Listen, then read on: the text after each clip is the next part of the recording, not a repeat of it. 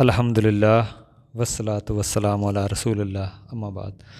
دیکھیں طلاق کے بارے میں جو ہمارا موضوع ہے طلاق کے مسائل، دیکھیں طلاق دینے کا صحیح طریقہ کیا ہے یہ ہم دیکھیں گے۔ جو سنت طریقہ ہے، جو کتاب و سنت کے مطابق جو اللہ نے بتایا ہے اس کے مطابق ہمیں اگر طلاق دینی ہے تو اس کے مطابق ہی دینی چاہیے، ایک طریقہ بتایا گیا ہے۔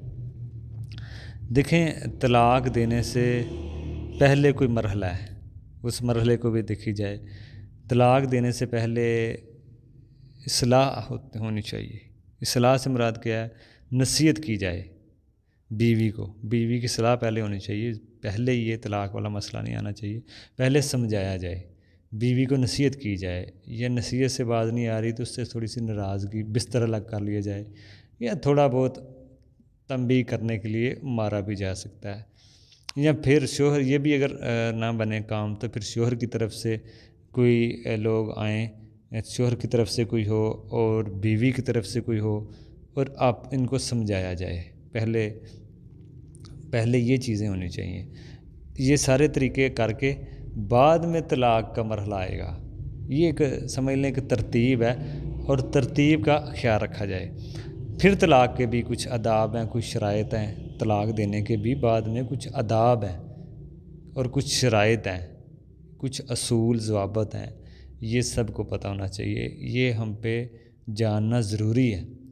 اگر ہم کو یہ علم ہوگا پھر ہی ہم سمجھیں گے کہ سنت طریقہ طلاق کا کیا ہے اور بدعت طریقہ کیا ہے، جس کو گناہ ہوتا ہے، حرام ہے، انسان کو گناہ ملے گا۔ انسان سمجھ لیں گے اللہ کی جو حدود ہیں، قانون ہیں، جو اللہ نے طریقے بتائے ہیں، یہ اللہ کی حدود ہیں۔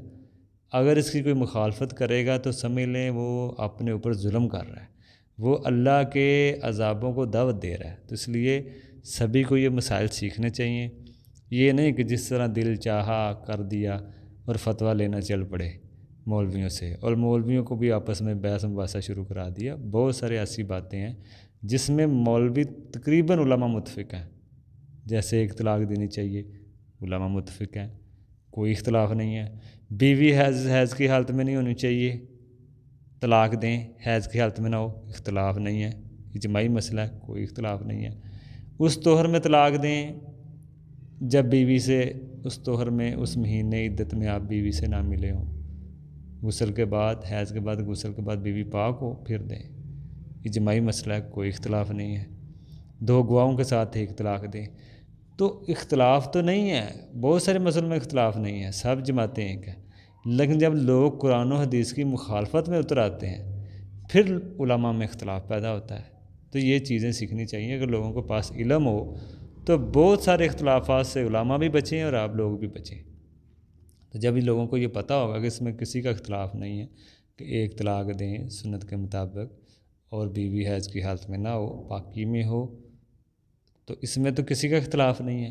لیکن جب آپ حیض کی حالت میں بیوی کو طلاق دے دیں گے، 3 دے دیں گے ایک ٹائم پہ، اس طہر کو بھی نہیں دیکھیں گے، گواہ بھی نہیں رکھیں گے، تو اختلاف تو خود آپ پیدا کر رہے ہیں جہالت کی بنا پہ۔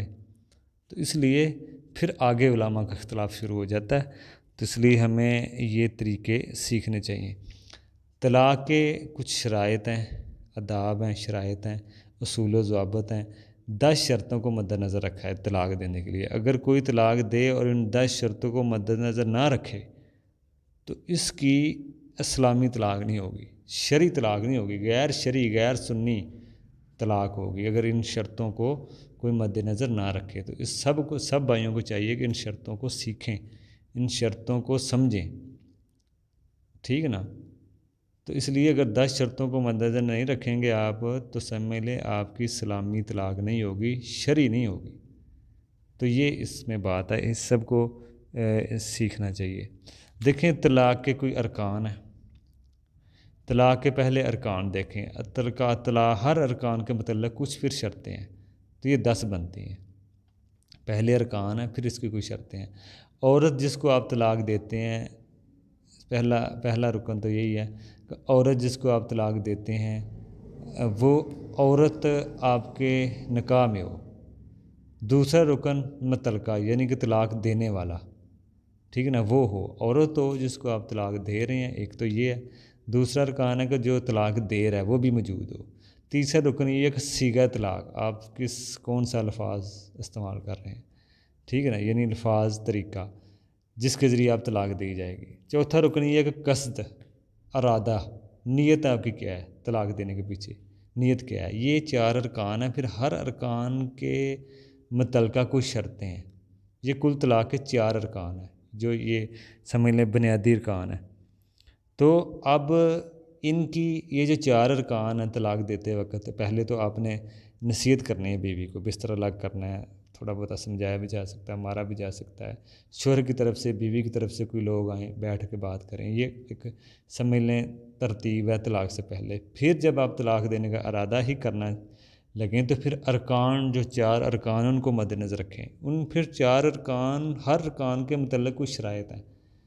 تو یہ دیکھیں اتنا مشکل کام ہے طلاق، اگر کو سنت کے مطابق دینا چاہے، ہم نے تو اس کا مذاق ہی بنا دیا، جب دل چاہا طلاق طلاق طلاق کہہ دیا، ٹھیک ہے نا۔ اب پھر جہالت، پھر مسئلہ بھی پوچھنا شروع کر دیتے ہیں، 3 دن نہیں گزرتے پھر مسئلہ پوچھ رہے ہیں۔ تو اب یہ جب شرطیں ارکان سارا مد نظر، کوئی واقعی طلاق دینا چاہتا ہے تو اس چیز کو سیکھے گا تو بڑا مشکل کام ہے۔ تو جو لوگ دوسرے تیسرے دن مسئلہ پوچھنا شروع کر دیتے ہیں، کم از کم وہ تو طلاق نہ دے سکیں اتنی آسانی سے۔